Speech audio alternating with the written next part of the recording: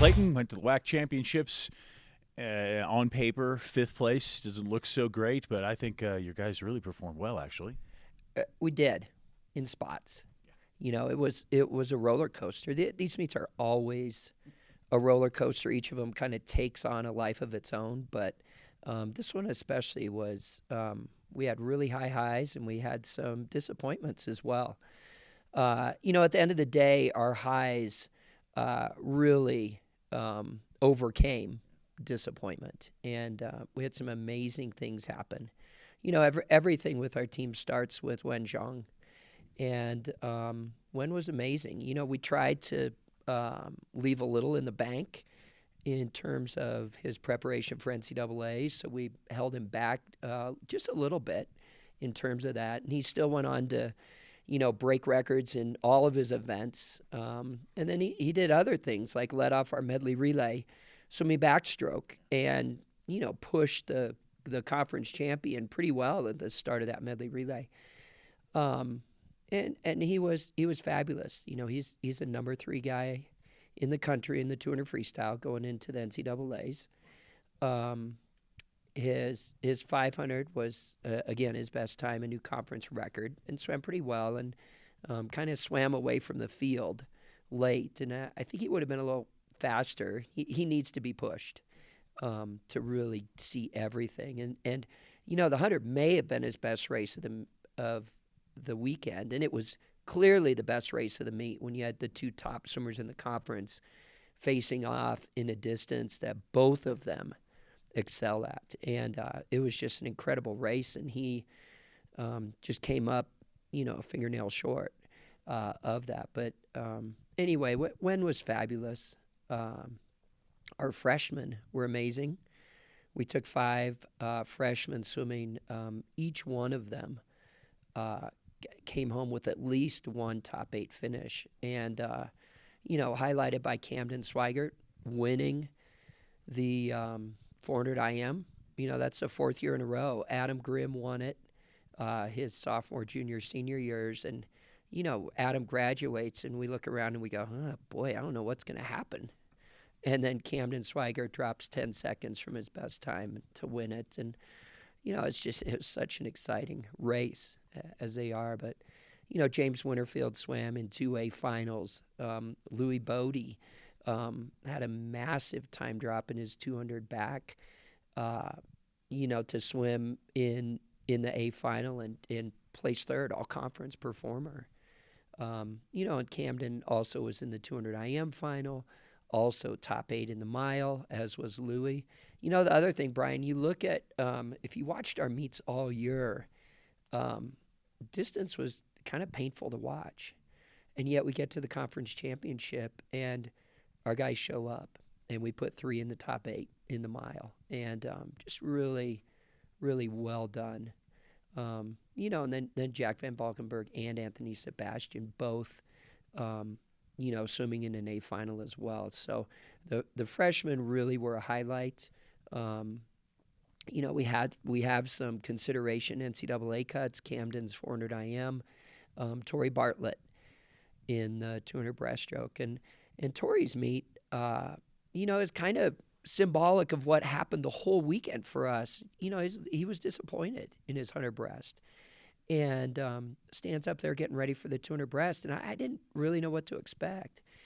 And he just tears out there, you know, really just lays down an incredible swim in the prelim to get into the A final, to make his B cut and all that stuff. And, you know, that happened many places in the meet where guys bounced back from disappointing swims. I was talking to our sports psychologist yesterday after coming back from the meet and saying to him, you know, we had a lot of sports psych victories, you know, where people overcame some negative initial swims to really have some great swims. And we saw that all over the place. So that was exciting. Maybe one of the big negatives, though, and I want to give you a chance to talk to it, is the disqualification of the relay team. That's a tough break. It is, and it moved us from 3rd to 5th. We would have been 3rd. But it happens. And, you know, unfortunately in our sport, a DQ is the death penalty. and there's just no way around it, and there's no way around. We talk about early in the season we want to be aggressive on relay starts, and then we want to kind of pull them back in. And so you're always living on the balance of trying to be as competitive as possible, and then still staying within bounds. And that was a case where UNLV was on their way to an NCAA qualifying time, and we through 2 legs we're right with them, and we just got a little antsy and jumped in there. And we really had great free relays. Our 800 free relay, we were just 2 inches from winning it for the first time ever. Our 400 free relay, we were second as well. That 200 free relay, even with a safe start, would have been second as well. So our free relays were tremendous, and just a little too aggressive on that. But like as we started, though, I mean, you look at. So, what are you telling your team now? Obviously, I would think there's high hopes for the future, especially with those freshmen. Absolutely. But so much of our success next year depends on what we do now.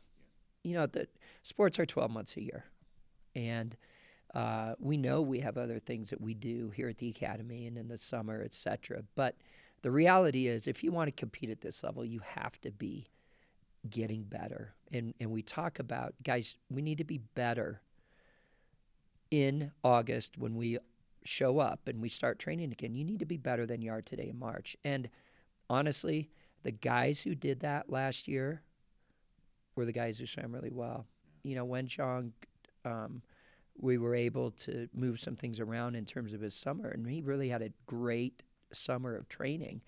And that shows up that next season. And certainly the freshmen come from, training all the way through right up until BCT. They get some time in the water during BCT and just stay in contact with the water. And that really helps set them up for a great season. So, so much depends on, can we make improvements now and then be really ready to go in August. And then, it's NCAA time for when. And super excited about that. He's been there. He's been to the big meets. He knows what it's like. He's seen all the swimmers before. And he's not going to be intimidated. We went a year ago, and it was a completely new experience. And it's a new experience for any swimmer who goes to the NCAAs. Even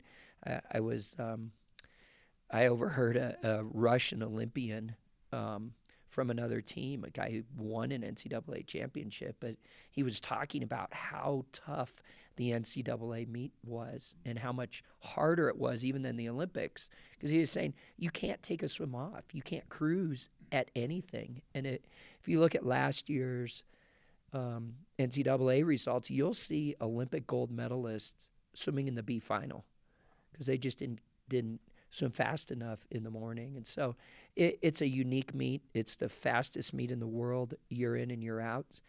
And, but Wen's been there. And he's been to U.S. Open. He's been to U.S. Nationals. He'll be ready to go. Should be fun. Rob Clayton, thanks. Congratulations on what I thought was a very good season, and we'll talk to you soon. Thanks, Brian.